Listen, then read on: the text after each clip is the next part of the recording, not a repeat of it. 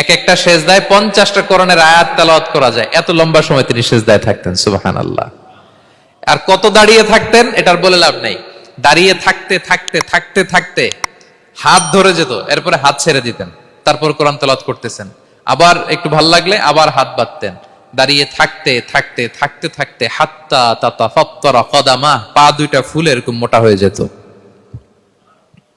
আম্মা জান আয়েশা বলতেন, ইয়া রাসূলুল্লাহ কদ গুফিরা লাকা মা তাকদ্দামা মিন যামবিকা ওয়া মা তাআখার। আপনার তো এমনিই গুনাহ নাই, কিন্তু আল্লাহ ঘোষণা দিয়েছে আপনার আগের পরের সব গুনাহ মাফ। তা আপনার কোনো গুনাহই নাই, আপনি এত কষ্ট কেন করেন? বিষ্ণু বলেন, ইয়া আয়েশা আফালা আকুনা আবদান শাকুরা, আমি কি শুকরগুজার বান্দাদের অন্তর্ভুক্ত হতে চাইবো না? আমি কি আল্লাহর শুকরগুজার বান্দা হতে চাইবো না?